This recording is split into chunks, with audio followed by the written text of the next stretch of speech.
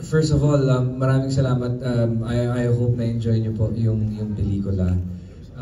Sa pagkakagawa po ni Direk Joel, syempre si Direk Joel, nandito siya sa industriya nito for a very long time and he's very well experienced. It's beautifully made, of course, with his touch, di ba? Alam naman natin ang isang proyektong gawa ni Direk Joel. Maganda ang pagkakakwento, maganda ang pagkakashoot, maganda ang pagkakakulay. And thank you, Direk Joel, ikaw po yung pinag-uusapan namin. Narinig ko. Narinig niya po. Okay. Nagpapasalamat kami sa opportunity ibinigay sa amin na makatrabaho si Direk Joel. With Sakura, thank you also for the opportunity sa isang napakagandang proyektong ito. Si Sakura, she's very kind, humble, and very cooperative. She really tried her best. Kung napanood nyo naman sa movie, di ba? Galing niya mag-Tagalog, di ba? Ayan, very cooperative. Wala kaming naging problema. Very smooth ang pagkakashoot ng mga eksena namin. And on top of that, nag-enjoy kaming lahat. So that's it. Isang follow-up, JC, anong pakiramdam mo pinagkagawan ka ng dalawang chicks? Ano pakiramdam? Maganda yung pagkakasulat ng kwento. Yeah. Kay Sakura, isa na lang din, isa na lang. Sakura, anong naging reaction mo nung nalaman mo may kissing scene ka dito sa movie?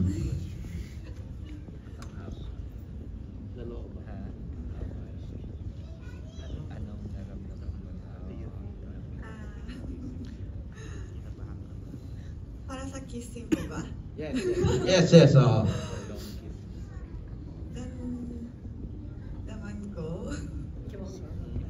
Damdaman ko.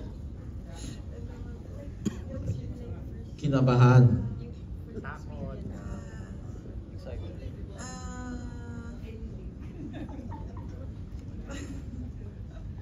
In Japanese, tapos i-translate.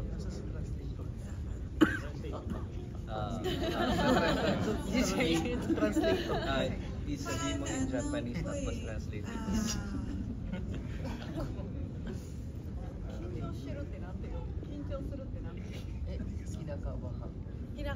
Kinakabahan po. Tapos, yung after kissing, yung may sakit na kami dalawa.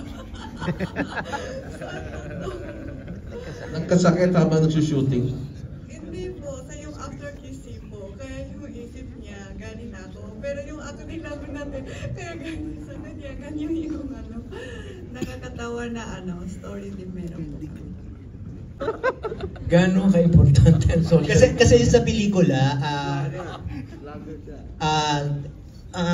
epektibong nagamit ang social media para maikwento o maiconnect ang kasaysayan. Ngayong panahon ito ay napakaswerte dahil meron tayong ginagamit na social media para i-express natin ang mga bagay-bagay na gusto nating express at upang malaman natin ang mga bagay-bagay na gusto nating malaman tungkol sa ating kasaysayan. Dahil may Google, may kung ano-ano para malaman natin. Napaka-importante nito.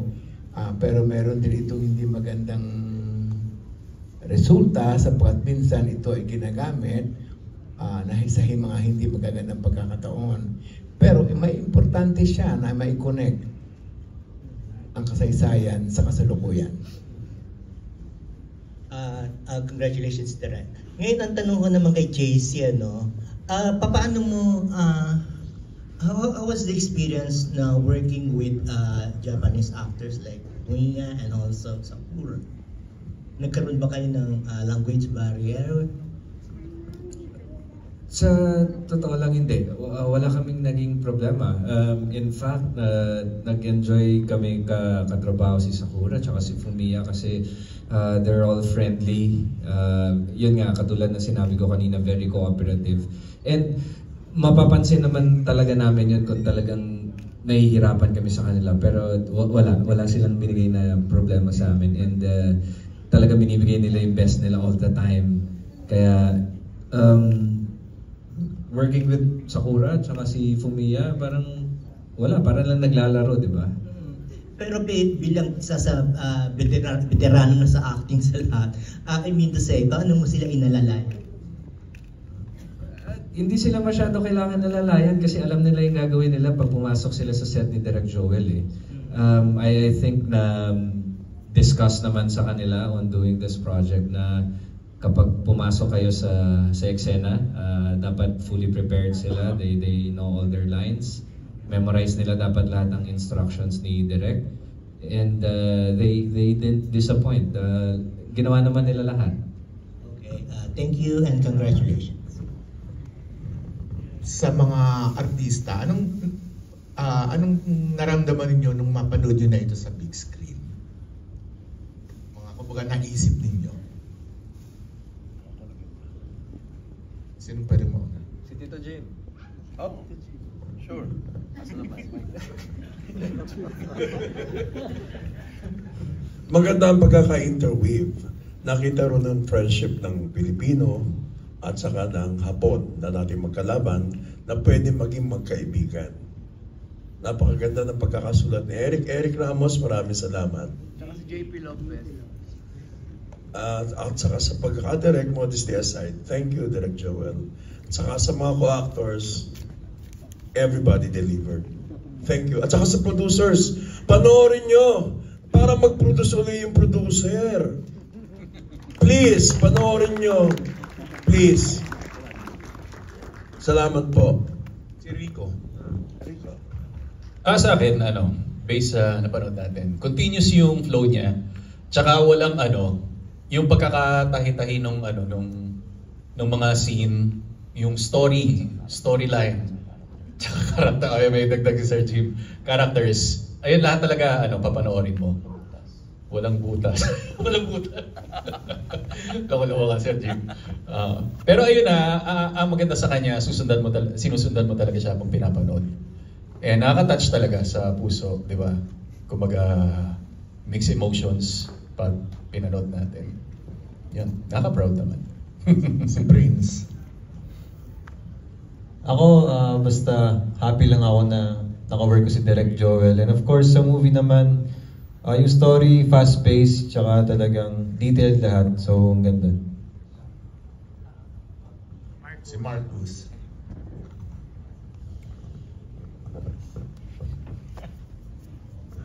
Ayun, nasabi na ng lahat lalo si Kuya Jim. Ayun, nakakatuwa kasi napakaganda ng pelikula dahil yun nga, walang dull moments, tapos happy ending, tsaka yun nga yung friendship ng Japanese sa mga Pilipino is importante. Tsaka ulitin ko po, supportan po natin ang pelikulang Pilipino. Yun na po, please, panoorin po natin ang pelikulang Pilipino para mabuhay-buhay ang pelikulang Pilipino. Maraming salamat po. Title role, si Fumiya. Yes, thank you. Thank you so much for watching. And then, kasi I'm always saying I want to be a bridge between Philippines and Japan. And then this movie is about like a Philippines and Japan, like a love story and friendship. Yeah, I didn't expect this parang friendship love story movie in the Philippines. That's why sobrang saya po. And then thank you so much for this opportunity, everyone, and thank you so much for watching today. Thank you so much. Zinelia, lalo pagkalate mo Japanese, di ba? Nasabi na po kasi nila lahat pero siguro po yung sa akin, kumbaga po, the beauty of everyone's story, when we get to know them, we know how much, kung paano yung buhay nila, and kung paano, how they live their life. Parang ganon. Si Lia na parang matagal na gumawa ng pelikula, ngayon ka lang ulit na panood sa big screen. Yes. Pero syempre iba yung nakakataba ng puso, and of course, I'm very, very grateful. Iba kasi kapag napapasa mo pa lang sa script, tapos while you're doing it sa taping, iba rin kapag nakita mo na sa big screen, kasi nakita mo yung hard work ng lahat, from the production to the mga co-actors ko, and of course sa aming director. Iba pag nakita mo na in the big screen, and sobrang nakakataba ng puso na makita, syempre, yung hard work mo na nandyan na talaga. So please support Apo Hapon, our movie. Continue to share this sa social media. And maraming salamat po sa lahat ng sumuporta ngayon at sa mga susuporta pa. JC. Ano pang kumbaga take away mo dun nang mapanood mo yung kwento, yung story? Siguro, panoorin nyo na lang po sa darating na March 6, ang Apo-Hapon. Humihingi kami ng support sa inyo to please watch our film by GK Productions. And again, maraming salamat sa GK Productions for producing this film. And please share sa lahat po ng mga malalapit sa inyo. So maraming salamat po. Kay Sakura, parang second time mo na itong napanood. Nung first time na napanood mong kasama ka namin, parang napaka-emotional mo pa eh. Opo. Pero yung sobrang malaki na screen, tapos yung parang yung sobrang thankful ako sa yung GK production, yung Derek Joel, sa lead actor na JC Timbera, yung lahat na yung actors, yung parang yung sobrang thankful to talaga. Yung join na ako sa itong Apo Hapon movie. Opo. Kaya, yes, sobrang thank you. Thank you so much po. Thank you.